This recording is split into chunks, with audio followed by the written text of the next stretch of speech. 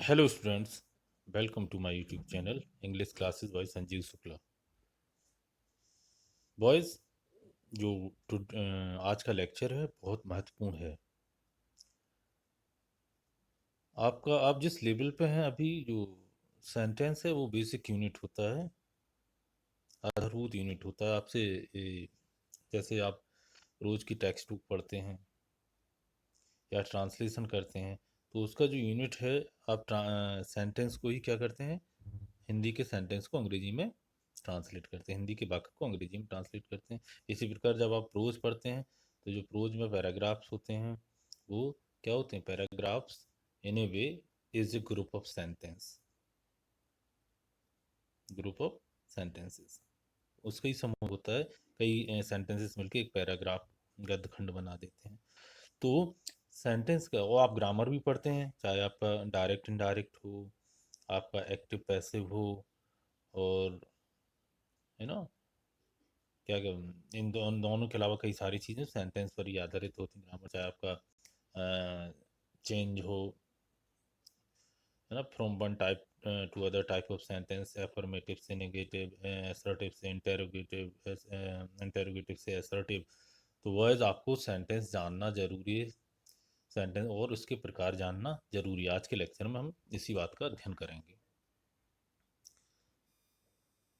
So what is a sentence, this is a question, है ना, कि सेंटेंस क्या है, यह एक प्रश्न है, इसकी हमें परिभाषा आनी चाहिए। सबसे पहले तो यहाँ आप लोग करेक्शन कर लीजिएगा, थोड़ा ये स्लाइड में गलती है। व्हाट इज की जगह पढ़िएगा आप लोग आर, ए आर ई, लिखने में थोड़ा प्रॉब्लम होती है इसमें। तो क्या हो जाएगा, what are the ingredients of a sentence, sentence के मुख्य अवयव या घटक क्या होते हैं इसमें, ये आप जानेंगे इस स्लाइड में। What are the ingredients of a sentence, कौन सी चीज़ें हैं जिससे मिलकर वो सेंटेंस बना होता है। तो सेंटेंस सबसे पहले इसमें इन्होंने डिफाइन किया है, sentence, a sentence is a set of words that is complete in itself, शब्दों का एक ऐसा समूह जो अपने आप में पूर्ण हो, वाक्य कहलाता है। अर्थात शब्दों का ऐसा समूह जो पूर्ण अर्थ व्यक्त करता हो, कंप्लीट अर्थ व्यक्त करता हो, कंप्लीट मीनिंग देता हो, वाक्य कहलाता है। नंबर 2, नेक्स्ट बुलेट में देखिए, a sentence contains a subject and A predicate, जो वाक्य है वो दो चीज़ों से मिलकर बना होता है, एक सब्जेक्ट और दूसरा प्रेडिकेट। आप लोग पहले पढ़ चुके हैं और 9th वाले भी पढ़ेंगे, बाकी लोग पढ़ चुके हैं। A sentence conveys A statement, question, exclamation, command. अब भाव के आधार पर यहाँ पे बोला जा रहा है कि जो सेंटेंस होता है उसमें या तो कोई कथन होता है, कोई सिंपल बात को कहा कहा जा रहा होता है, या उसमें सेंटेंस के द्वारा प्रश्न पूछा जाता है, या एक्सक्लेम किया जाता है, विस्मय प्रकट किया जाता है, या आदेश दिया जाता है। Okay, a sentence always starts with a capital letter, जो सेंटेंस है वो सदैव किससे शुरू होता है, कैपिटल लेटर से प्रारंभ होता है, वर्णमाला की बड़े अक्षर से प्रारंभ होता है प्रत्येक sentence. And ends with full stop, और इसका अंत फुल स्टॉप पे होता है, पूर्ण विराम पे होता है, क्वेश्चन मार्क से होता है, अथवा एक्सक्लेमेशन मार्क से होता है। यहाँ पे आपको सेंटेंस के बारे में जानकारी दी गई है, ऐसा शब्दों का समूह जो अपना पूर्ण अर्थ प्रकट करता हो, देने में सक्षम वाक्य कहलाता है, और ये सब्जेक्ट प्रेडिकेट से मिलकर बना होता है। एक सेंटेंस में जो है कथन हो सकता है, प्रश्न पूछा जा सकता है, विस्मय का भाव हो सकता है, या आदेश हो सकता है। और प्रत्येक नए नवीन सेंटेंस को आप, जो पहला उसका अक्षर होगा वो कैपिटल लेटर यूज करेंगे, और अंत में इसके फुल स्टॉप लगाएंगे, क्वेश्चन मार्क या मार्क ऑफ एक्सक्लेमेशन लगाएंगे। चलते हैं अगली स्लाइड पे हम लोग। टाइप्स ऑफ सेंटेंस, अब वाक्यों के प्रकार। भाव के आधार पर हम वाक्यों को 5 प्रकार में बांट सकते हैं। वो प्रकार कौन कौन से हैं आपके, एक तो हो गया असर्टिव और डिक्लेरेटिव, कथनात्मक या घोषणात्मक कहेंगे हिंदी में, इंटेरोगेटिव प्रश्नवाचक, इम्परेटिव आज्ञार्थक, एंड एक्सक्लेमेटरी आपका हो जाएगा विस्मय सूचक, और जो पांचवा है वो ऑप्टेटिव, ये हो जाएगा आपका इच्छा सूचक या कामना सूचक वाक्य। तो ये 5 प्रकार के वाक्य होते हैं भाव के आधार पे। आप किसी सेंटेंस को पढ़ेंगे, उसका अर्थ समझेंगे, तो इन्हीं 5 में से किसी एक प्रकार का वो वाक्य होगा। आप लोग आगे देखेंगे। एसर्टिव सेंटेंस, जो नंबर 1 एसर्टिव सेंटेंस है उसके बारे में आप लोग जानेंगे। एसर्टिव सेंटेंस क्या होता है और इसके और किन नामों से हम इसको जानते हैं। एसर्टिव को आप डिक्लेरेटिव सेंटेंस भी कह सकते हैं, स्टेटमेंट भी कहा जाता है इसको। देखिए,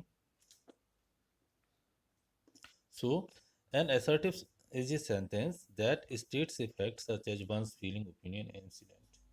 assertive एक इस प्रकार का वाक्य है जो किसी सच्चाई, तथ्य, जैसे कि किसी व्यक्ति की भावनाएं, इच्छा या घटना को प्रदर्शित करता है।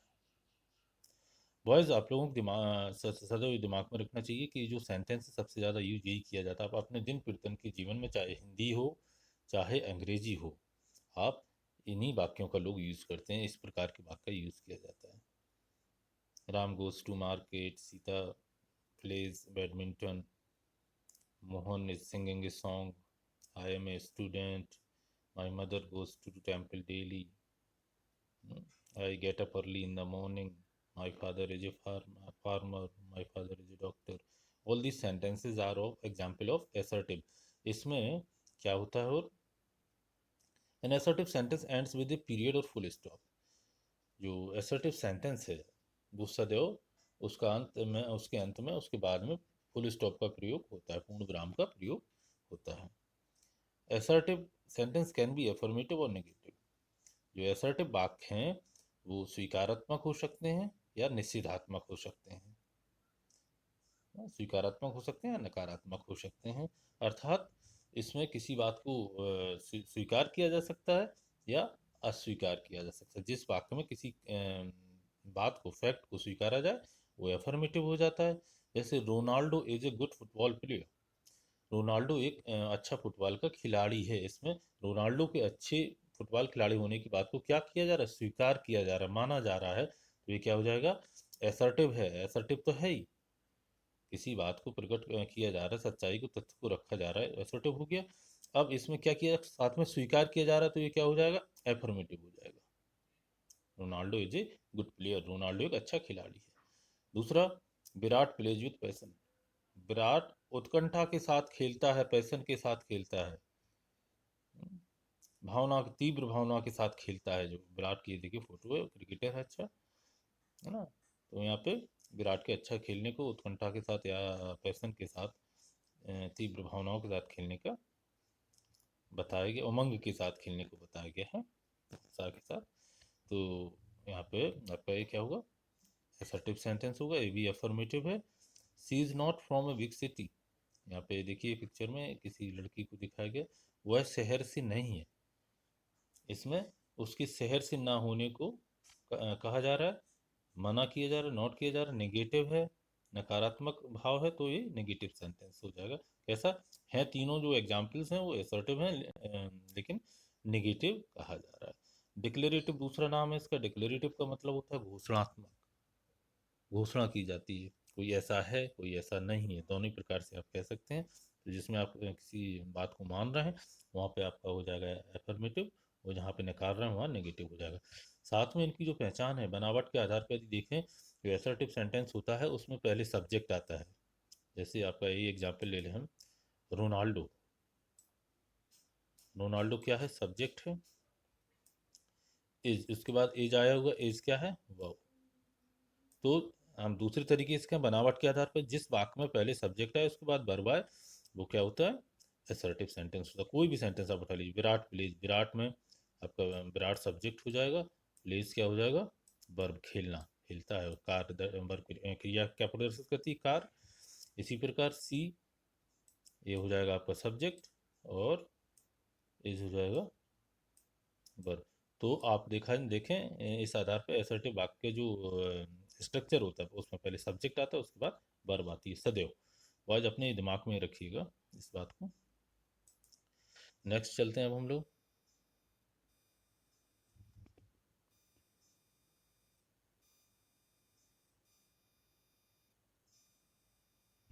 इंटरोगेटिव सेंटेंस, प्रश्नवाचक वाक्य। आप लोग जैसा नाम से ही लग रहा है आपको, जिनके द्वारा प्रश्न पूछे जाते हैं, ऐसे वाक्य जिनके द्वारा प्रश्न पूछे जाते हैं।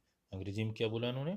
इंटरोगेटिव सेंटेंसेस आस्क ए क्वेश्चन। जो प्रश्नवाचक वाक्य हैं उनके द्वारा हम प्रश्न पूछते हैं। कोई भी इंक्वायरी होती है, इसमें क्वेश्चन पूछा जाता है, कोई भी जिज्ञासा है उसमें प्रश्न पूछते हैं। It ends with A question mark. इसके आखिर में क्या था? ये निश्चित आएगा आपका, इसके आखिर में प्रश्नवाचक चिन्ह जरूरी आएगा। In English interrogative question often begin with interrogative word like. अंग्रेजी भाषा में जो प्रश्नवाचक वाक्य हैं वो प्रायः किससे प्रारंभ होते हैं? इनसे। हु शुरुआत में ही होगा, when, where, what, why, how. Who माने कौन, व्हेन माने कब, वेयर माने कहाँ, व्हाट माने क्या, व्हाई माने क्यों, हाउ माने कैसे। इनसे प्रारंभ होता है अंग्रेजी के जो वाक्य होंगे, इनसे ज़्यादातर वाक्य। जैसे व्हाट इज योर नेम, तुम्हारा नाम क्या है। इसमें जरा देखिएगा, पहले रखा हुआ आपका इंटरोगेटिव वर्ड, प्रश्नवाचक शब्द रखा हुआ, उसके बाद देखिए वर्ब आई हुई है, उसके बाद आपका सब्जेक्ट। तो इसमें जबकि आपका जो असर्टिव सेंटेंस था उसमें पहले सब्जेक्ट आता है, उसके बाद वर्ब आती है। इसमें रिवर्स ऑर्डर हो गया कि सब्जेक्ट बाद में है और उसके पहले क्या रखा हुआ है? वर्ब रखी हुई है। उसके और इससे पहले क्या रखा हुआ? इंटरोगेटिव वर्ड रखा हुआ, आखिरी में क्या लगा हुआ? मार्क, क्वेश्चन मार्क लगा हुआ। तो ये वाक्य आपका वॉइस इंटरोगेटिव हो जाएगा। वेयर इज द ऑडिटोरियम, कहाँ रंगशाला कहाँ है। ये भी देखिए लगा है मार्क ऑफ इंटरोगेशन, इसमें भी लगा। Why didn't you come to school. तो ये इंटरोगेटिव सेंटेंस हो जाते हैं जिनमें इससे प्रारंभ होते हैं और आखिरी में क्या लगा होना चाहिए? मार्क ऑफ इंटरोगेशन या क्वेश्चन मार्क लगा होना चाहिए। अब देखते हैं हम दूसरे प्रकार के भी इंटरोगेटिव होते हैं। हम्म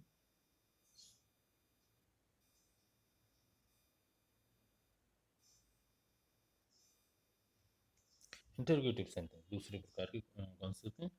Interrogative sentences without question words are generally formed by moving the helping verb before the subject. Subject के पहले यदि हम क्या रख दें? हेल्पिंग वर्ब है, जो वर्ब है उसको पहले रख दें, तो और आखिरी में मार्क क्वेश्चन मार्क लगा हुआ इंटरोगेटिव बन जाता है। जैसे am I uh am I beautiful, क्या मैं सुंदर हूँ। हिंदी में ऐसे जो वाक्य हैं वो क्या से प्रारंभ होते हैं? उनका एम आई ब्यूटीफुल, क्या मैं सुंदर हूँ। आर यू क्रेजी, क्या तुम पागल हो। Do you want to play, क्या तुम खेलना चाहते हो। सारे जो वाक्य हैं इस प्रकार के होते हैं जिनमें इंटरोगेटिव वर्ड यूज न किया जाए और इंटरोगेटिव स्ट्रक्चर ये वाला हो, तो वर्ड्स के आ से हिंदी में प्रारंभ होते हैं और उनका आंसर आप यस या नो में दे सकते हैं। जैसे हम आपसे कहें, is William C Douglas the writer of Eagle with the Basket. क्या विलियम सी डगलस जो ईगल विद द बास्केट के लेखक हैं? आप कहेंगे yes sir, yes, William C Douglas is the writer of Eagle with the Basket, ऐसा कह सकते हैं आप। तो देखिएगा आप लोग, ये इंटरोगेटिव हो गया दूसरे प्रकार का। नेक्स्ट, इम्परेटिव सेंटेंस, आज्ञार्थक वाक्य या बाध्यता सूचक वाक्य। इम्परेटिव सेंटेंसेस गिव कमांड, इसमें क्या रहता है? कमांड प्रकट किया जाता है। कमांड आदेश, आज्ञा ऑर्डर, रिक्वेस्ट प्रार्थना, सलाह या फिर सजेशन काट देंगे, विश काट देंगे, विश नहीं मानेंगे, सजेशन, वार्निंग इत्यादि को प्रकट किया जाता है। Imperative means hidden, so the subject you is hidden. Imperative का मतलब क्या होता है? हिडन, छिपा हुआ। So the subject you is hidden, इसमें इन वाक्यों का जो सब्जेक्ट यू है वो छिपा हुआ रहता है। जैसे यहाँ पे और डू इट, पहला एग्जाम्पल है, ऐसा करो, जो बोलने वाला वो किससे कह रहा है, सामने वाले से। सामने वाले के लिए क्या प्रोनाउन यूज किया जाता है, यू, तुम ऐसा करो, यू इसमें छिपा हुआ। Bring me a glass of water, मेरे लिए पानी लाओ, एक गिलास पानी लाओ। कौन लाओ, तुम लाओ। स्पीकर जो आदेश देने वाला है सामने वाले के से कह रहा है, तो उसके लिए क्या यूज करता है, अर्थात you bring me a glass of water, you do it. Wash your hands, अपने हाथ धो लो, मतलब you wash your hands. Don't move, हिलो नहीं, मतलब यू डोंट मूव, तुम ना हिलो, स्टॉप। यहाँ पे जो सब्जेक्ट है इम्परेटिव वाक्यों में वो यू छुपा रहता है। In the sentences subject you is hidden, but verb do, bring, move, pass, open are visible. लेकिन जो क्रिया है, एक्शन वर्ब है, वो इसमें दर्शाई जाती हैं, दिखाई जाती हैं, उनसे वाक्य प्रारंभ होते हैं, उनके फर्स्ट फॉर्म से। और नेगेटिव बनाने के लिए हम लोग इन क्रियाओं के पहले डोंट का प्रयोग कर देते हैं। जैसे डू इट, इसका नेगेटिव हो जाएगा don't do it. Bring me a glass of water, इसका नेगेटिव हो जाएगा don't bring me a glass of water. Wash your hands, इसका नेगेटिव हो जाएगा डोंट वॉश योर हैंड्स। तो जो नेगेटिव इंपरेटिव सेंटेंस है वो डोंट से प्रारंभ होंगे, नेवर से भी हो जाते हैं। लेकिन जो एफर्मेटिव हो, इसमें कोई कमांड दिया, कोई चीज़ करने को कहा जा रहा है, वो वर्ब के फर्स्ट फॉर्म से ही प्रारंभ होंगे। उसके बाद अब चलते हैं आगे। एक्सक्लेमेटरी सेंटेंस, विस्मय सूचक वाक्य। An exclamatory sentence conveys a strong emotion and ends with exclamation mark. जो एक्सक्लेमेटरी वाक्य, विस्मय आदि सूचक वाक्य है, वो एक स्ट्रॉन्ग इमोशन, जो मजबूत तेज संवेग को प्रकट करता है, भावना को प्रकट करता है। Ends with an exclamation mark, और इसका जो इसमें एक्सक्लेमेशन मार्क का प्रयोग जरूर किया जाता है। देखिए, इस प्रकार के जो होंगे, व्हाट या हाउ से प्रारंभ होने वाले होंगे, उनके आखिर में आप मार्क ऑफ एक्सक्लेमेशन यूज किए जाएंगे। इस चिन्ह जो लगा हुआ है आपको दिख रहा होगा, देखिए, मार्क ऑफ एक्सक्लेमेशन, ये भी इसकी पहचान रहती है। चिन्ह जो लगा हुआ है ये मार्क ऑफ एक्सक्लेमेशन कहलाता है। An exclamatory sentence is more forceful version of a declarative sentence. जो घोषणात्मक वाक्य हैं उनका और ज़्यादा जोरदार तरीके से जो प्रस्तुतिकरण किया जाता है वो इन वाक्यों में होता है, एक्सक्लेमेटरी सेंटेंस में। जैसे व्हाट ए लवली हाउस, कितना सुंदर घर, अर्थात घर बहुत सुंदर है, कहने का प्राय है। आई एम फ्री, मैं स्वतंत्र हूँ, फोर्सफुली कहा जा रहा है। अदरवाइज इसका जो स्ट्रक्चर है वो क्या है, देखिएगा, बिल्कुल डिक्लेरेटिव है, असर्टिव की तरह। सब्जेक्ट पहले रखा उसके बाद वर्ब है, लेकिन फोर्सफुली कहा जा रहा है, इसमें इमोशन है, इसलिए आखिरी में चिन्ह लगा, इसलिए आपको एक्सक्लेमेटरी बोल देंगे। व्हाट ए वंडरफुल डे, कितना आश्चर्यजनक दिन। हाउ ब्यूटीफुल द लैंडस्केप, कितनी सुंदर दृश्य, नज़ारा। आखिरी में लगा हुआ मार्क ऑफ एक्सक्लेमेशन। नेक्स्ट, और दूसरा जो एक्सक्लेमेटरी है उनके एग्जाम्पल्स देखिएगा जिनमें इंटरजेक्शंस का प्रयोग किया जाता है, विस्मय सूचक शब्दों का प्रयोग किया जाता है। हुर्रा, हुर्रे, ये आपका हर्ष सूचक है, प्रशंसा। We won the world cup, we won the world cup. Alas, Salim's father died, okay, इसमें दुख वाला है। Oh, I have lost my pen, इसमें भी आपका दुख सूचक है। Wow, it is a beautiful day, यहाँ पे आश्चर्य का सेंस ऑफ सरप्राइज है। हुर्रे, ये देखिए, सेंस ऑफ हैप्पीनेस है, सेंस ऑफ डिलाइट है। I won a million dollars. तो यहाँ पे जो ये शब्द जो यूज़ किए गए हैं उनके बाद ही तुरंत आप मार्क ऑफ एक्सक्लेमेशन लगा देते हैं, आखिरी में फुल स्टॉप लगाते हैं। जबकि व्हाट या हाउ वाले वाक्यों में आप आखिर में ही मार्क ऑफ एक्सक्लेमेशन लगाते हैं। लेकिन इसमें अगर आप इंटरजेक्शन यूज़ कर रहे हैं, हो रहा है, लास्ट, वो हाउ, हो रही, तो आप ये यूज़ करेंगे, मार्क ऑफ एक्सक्लेमेशन तुरंत उसके बाद लगा देंगे। अगला देखते हैं।